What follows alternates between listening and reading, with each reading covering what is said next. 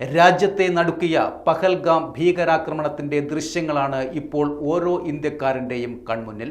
അപ്പോഴാണ് വെറും 3 ദിവസങ്ങൾക്ക് മുൻപ് പഹൽഗാം സന്ദർശിച്ചതിൻ്റെ അനുഭവം പങ്കുവെച്ച് നമ്മളുടെയെല്ലാം പ്രിയപ്പെട്ട ഗായകനായ ജി വേണുഗോപാൽ. ഭീകരർ നിറയൊഴിച്ച ഇടങ്ങളിൽ ട്രക്കു ചെയ്തിരുന്നു എന്നോർക്കുമ്പോൾ ഉൾക്കിടിലം തോന്നുന്നുവെന്നും പഹൽഗാമിൽ അരങ്ങേറിയത് സമാനതകളില്ലാത്ത ക്രൂരതയാണെന്നും വേണുഗോപാൽ ഫേസ്ബുക്കിൽ കുറിച്ചു. വെറും 3 ദിവസം മുൻപാണ് അദ്ദേഹം പഹൽഗാം സന്ദർശിച്ചത്.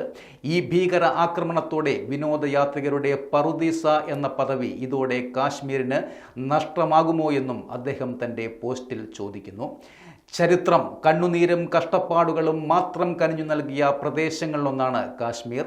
മനോഹരമായ ഭൂപ്രദേശവും വളഭൂയിഷ്ടമായ മണ്ണും കൃഷിയും അതിസൗന്ദര്യമുള്ള പ്രദേശ നിവാസികളും, എന്നാലും ദാരിദ്ര്യവും കഷ്ടപ്പാടും മാത്രമേ ഇവിടെ കാണാൻ കഴിയൂ എന്നും ജി വേണുഗോപാൽ ഫേസ്ബുക്കിൽ കുറിച്ചു.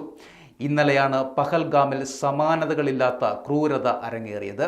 സൈനിക വേഷത്തിലെത്തിയ ഭീകരർ വിനോദസഞ്ചാരത്തിനായി എത്തിയവരുടെ നെഞ്ചുകളിലേക്ക് നിറയൊഴിക്കുകയായിരുന്നു.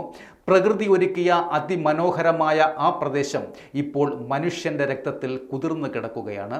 28 പേർക്കാണ് ഭീകരരുടെ ക്രൂരതയ്ക്ക് മുന്നിൽ ജീവൻ നഷ്ടമായത്. രാജ്യമാകെ ഇപ്പോൾ കാശ്മീരിലേക്ക് ഉറ്റുനോക്കുകയാണ്.